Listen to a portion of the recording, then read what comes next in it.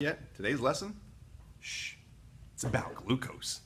We've gone over some of the good stuff. We've gone over actually where glucose comes from and that plants can create it from the sun, from carbon dioxide in the air, and from water in the soil. They develop glucose, or they make glucose. We get it by eating plants or plant-like substances or things like that. So we need glucose. That's the good stuff. It's essential for survival. We need this to live. It's important for every cell in our body, our brains, our muscles, everything. It's imperative that we have glucose. It's imperative that we have glucose to a certain point. And that's where we get into the bad. If we consume too much glucose, the website above gave you a bunch of damaging effects of consuming too much glucose. Overconsumption, we would call it. One of those would be that we have to store glucose. That extra or excessive amount of glucose has to be stored in our body.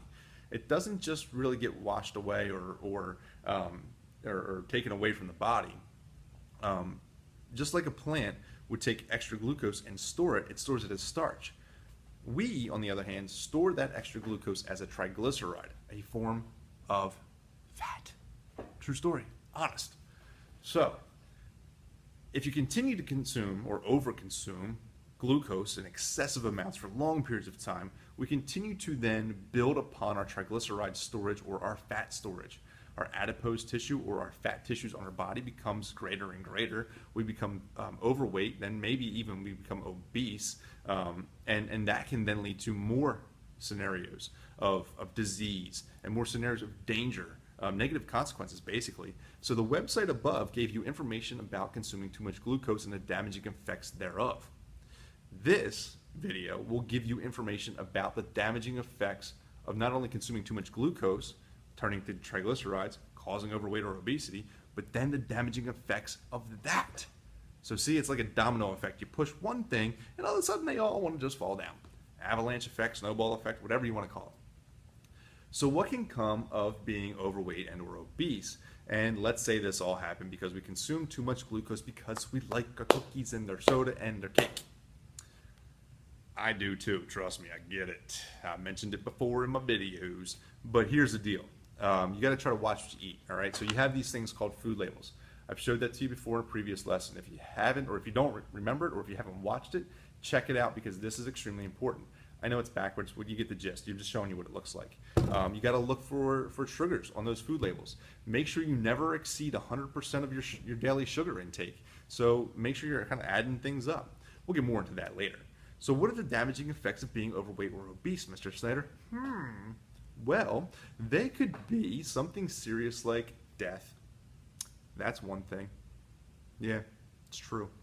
High blood pressure is another thing. I'll get into that in just a second. Increasing your bad cholesterol, lowering your good cholesterol, not good. Diabetes, type 2 diabetes could be another issue. Heart disease. Let's get into heart disease for a second. So the website above mentions something called atherosclerosis, hardening of the arteries. Here's the deal with that. Arteries are typically flexible. They like to expand and things like that. And when blood flows through, they get bigger and then they kind of collapse behind it. That's important for sending blood from the heart out to the body. It's got to go a long distance. The deal is, if all of a sudden we develop coronary artery disease or atherosclerosis, that artery hardens up, that artery's not flexible. It can't do its job. Now it's stiff. It's going to stay one shape. Also, it could develop arterial plaque on the inside. That takes an opening like this, and then not only does it make the artery hard, it then begins to shrink the opening. So if you have something big and something's flowing through it like blood, then you make it smaller, the pressure goes up. Hence the high blood pressure being a problem. But let's say that plaque is in there and it's growing and your pressure's going up, but all of a sudden a little piece breaks free. A little tiny one breaks free. It's like, oh, I'm free. I can go live in my own artery and be who I want to be. It's great. There's a problem. That piece of plaque is going to travel down the artery, and it's so far so good. It's cruising down through the big arteries, but then it reaches a spot where it can't go any further because it's too big. Dude, story of my life. Ugh. Anyway, because it's so big, now all of a sudden it's stopped. It's met its match. It can't get through the next artery because it's so big. The blood behind it can't get through either. Now all of a sudden all the cells on the other end of that are receiving no blood, no nutrients, no oxygen, nothing. Can't even get rid of their waste products. So they die. Now all of a sudden we could have possible loss of functioning, possible death, because it could result in strokes or heart attacks. That is, again, obviously another major issue. What else can it do? This increased weight could result in gallbladder disease. It could result in osteoarthritis. There's so much weight pounding on the joints, the knees, the ankles, the hips, that cartilage, which helps make this easy, which isn't right now, helps make this easy, becomes more and more difficult because it's not only cartilage gliding over each other, all right, it's now wearing the cartilage out and it's bone rubbing on each other. Now all of a sudden you have inflamed joints or a lot of knee, ankle, joint pain. So basically what's going to happen is all of a sudden one day, well not one day, but over a period of time, you're slowly going to realize I got a little bit of pain.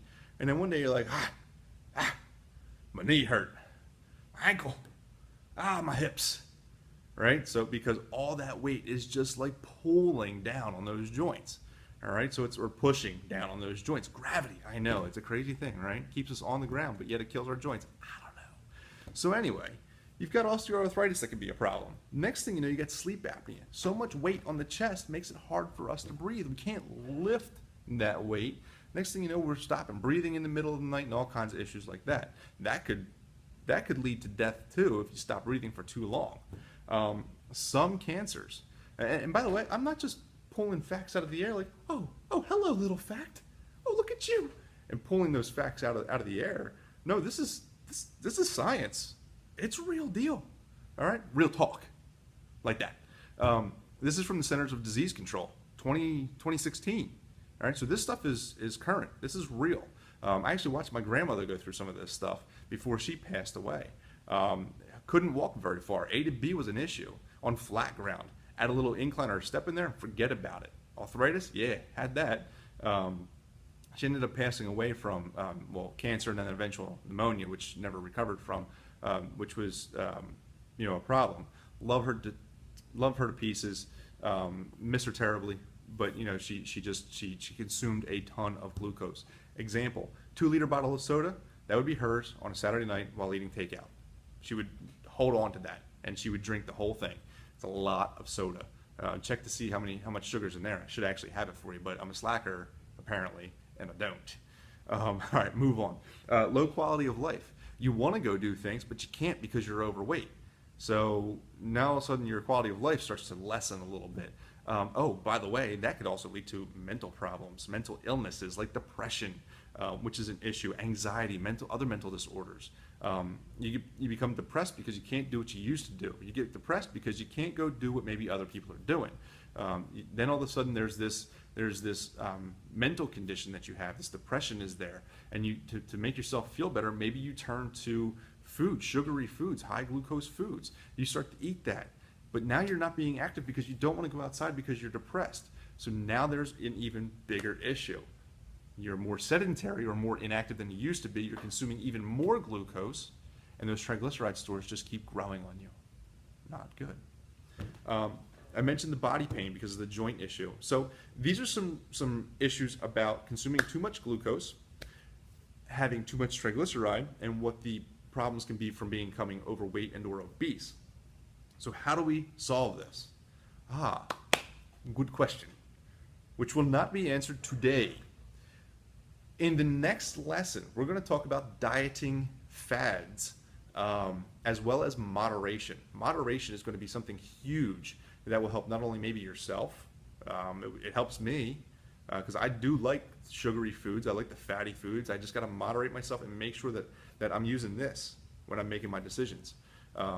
Food labels, again, something else. We'll pull that back in for the next lesson. But we'll answer that in the next lesson. In the meantime, check out moderation, check out dieting fads on your own. Gather up some information. Come check out a live lesson, and let's do this, okay? Let's get into a conversation about it.